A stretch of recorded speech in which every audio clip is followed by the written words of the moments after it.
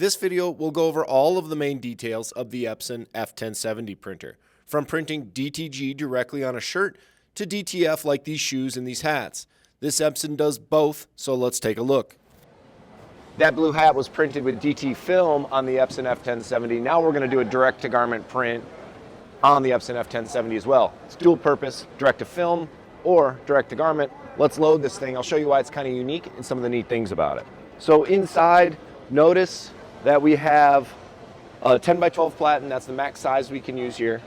These covers help protect the maintenance pieces that would otherwise get potentially dirty or get some lint on them or something like that. But also, kind of a neat little trick, they help line up your shirt and make sure you're square on a smaller platen with a bigger shirt. So let me show you how that works. We're gonna load our shirt like we normally would, and we can put the sleeves up here and kind of use this grid to line up those sleeves, use our center line and our tag to put it right in the center of the shirt. Then we can pull it straight back. Now we have a nice centered shirt, and we know that because of the grids and some of just our centering techniques, right? So then we want to tuck our shirt under, make sure the seams are even on either side. Now we got a nice centered shirt. This thing's ready to print. On the 1070, when we show this thing printing, I'll show you some of the neat features that make it unique too. So we have designs loaded on the USB. I'm just gonna pick the USB button and print. Here's all of our designs that are loaded already. The ones that are direct to film are clearly labeled direct to film. We're gonna do the skateboard skull, just like the hat, and I'll show you that in a second. We're just gonna do one. We can do as many as we want, but we're just gonna do one, and we're gonna start it. Print. The cover opens, reveals the maintenance elements, and what's happening is the platen is raising up and down. There's a sensor on this side, on the left, right there. That sensor is determining the ideal platen height automatically, so you don't have to make that adjustment. The platen raises and lowers and comes out to double check that everything's good, and then it starts printing. There we go. Again, this shirt has been pre-treated. You can buy pre-treated shirts from Cheater Tees, or you can buy pre-treat yourself. To do direct-to-garment, you must pre-treat a shirt. And you can do, ideally it's 100% cotton. You can do some blends. There's a number of other fabrics you can do, but we like to see, generally you're gonna get the best results on 100% cotton, ring-spun cotton shirt, and that's what this is. These are from District Threads. To be clear, you only need to pre-treat a shirt if you're going to print white ink. If you're using color ink only, pre-treat is not required. Buying a Pretreat machine offers the most flexibility, so you can pre-treat then print on a garment of your choice. Or, a lot of people now are just buying pre-treated shirts. I think the 1070 lends itself to the pre-treated shirt market because the 1070 is a bit slower than the F2270. The 1070 is ideal for shops that want to do, say, 10 to 30-ish prints per day and don't really have a ton of space. MSRP is going to be around $7,495. And a Pretreat machine can be easily $2,000 to $5,000. So for this printer, I'm an advocate for the pre-treated shirts. Save the space, save the time, buy pre-treated shirts. Now, if you anticipate growing and want more flexibility, by all means get a Pretreat machine. And if you buy another Epson DTG printer, the 1070 will always be a productive asset. Now we got to cure it. We can do it a number of different ways. The ink will dry over in the air on its own, but it has to be cured with heat. That means it'll be on there and it'll be permanent. So here we're using a conveyor dryer, which is my favorite method because you can dry wet pre-treated shirts or wet printed shirts. It's not required by any means. It's just a nice upgrade. If you're looking to upgrade and make maximum potential out of your DTG printers, a conveyor dryer is super helpful. The 1070 may not justify the expense of a big conveyor dryer. The F2270, however, would be a good reason to justify to upgrade to a conveyor dryer because you're putting a lot more shirts through these, a lot more pre-treated shirts, a lot more printed shirts. This one's doing significantly faster prints than that. This is going to be like around 100 a week is where you want to be target-wise with the 2270. On the 570, you're doing more detailed stuff, small stuff, one-off stuff, more personalization, direct-to-film, small prints, etc. That's going to be like in your 50 a week.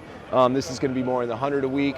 And then the 3070, of course, the big dog, that's going to be like 1,000 a week. So these are just target numbers, something to think about. So really easy, just pull it off, drop it on the conveyor dryer, I love the conveyor dryer option. The other option, if you're not using a conveyor dryer, is use a heat press. And that's probably what 80% of the people do that aren't doing super high volume and can justify the expense of a conveyor dryer, which frankly isn't that expensive. It's about $7,000 or so, but they're really, really helpful. And they don't take up a lot of space. We sell the BBC Aeolus, which is nice, really outstanding, high quality conveyor dryers. Let's load one more shirt. I'm gonna show you something really cool about the 1070. This piece right here, remember I was saying that this piece covers up your maintenance, the maintenance elements for the print head for a reason. Keeps them clean, but watch it work, watch it open when I send this design. The reveal.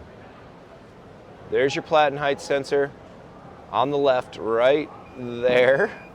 Double checking the height of the platen, and then the platen is actually gonna make adjustments up or down to be in the optimal position. Now switching over to DTF, all Epson DTG printers can print either DTG or DTF. On the 1070, there is no need to make any manual adjustments. Just put a DTF sheet on the platen and the printer will automatically make the correct height adjustment. The 3070, the 2270, and the 1070 all use the same ink formula, which is ideal for DTG or DTF. So there's no changing of ink required. I want to emphasize how reliable and how little maintenance is required on this printer. The occasional replacement of the fabric wiper seen here and a cleaning of the head cap also seen here, that is all that is needed. Turn on, print, turn off, and sleep well knowing that your printer will work next time you need it. I want to talk briefly about software. Garment Creator 2 comes free with the Epson F1070 and it's super easy to use. Use it for both DTG or DTF. All the functionality you'll need is there. I love Garment Creator because it's so simple and it does everything I need and it's free. So now listen in as I answer some questions for some real life customers that are looking to add the Epson F1070 to their business. Yeah, so this is like maybe 50 shirts a week you're looking at. That one's probably 100-ish. Just target goals, right? That your ROI on something like that, if you're doing 100 shirts a week, is around 7 months. Your ROI on something like this, if you're doing 50 shirts a week, is like 2 months. Cost is going to be about $6,500. This cost is $17,000, and then the big guy over there, that's like 1,000 prints a month. But this is limited to 10 by 12. A new one that's out? Yeah, it's a new one coming out Q2. Yeah, You pre-order now. You can get it on. I work for Melco. We're one of the top resellers, like digital printer expert. This would be like your kind of entry level, both direct to film or direct to garment.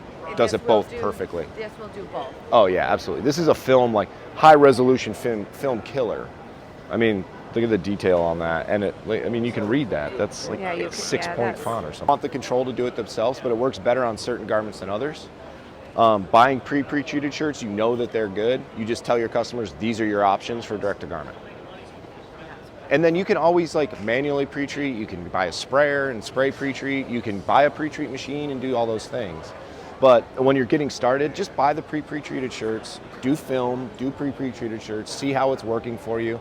If you need to scale up, get a Pretreat machine. It's pretty nice. So here it is, buddy. Looks good on green, doesn't it? Look at that detail. It's incredible. That looks good. And people, and then you just run it through a normal print dryer. You can do that. You can use a heat press. Can you press right on it? Yeah. And that's what a lot of people do. They'll just heat press cure it. I have a screen printer, so I have a dryer. Use your conveyor dryer then. But the benefit to direct to garment is when this comes out, it's soft, it's breathable, it feels good on cotton. If you tried to transfer this, it would feel like a big transfer print. All right, so dry it. I'm anxious to see what it feels like. Let's go around the other side to see some ones that are already dried.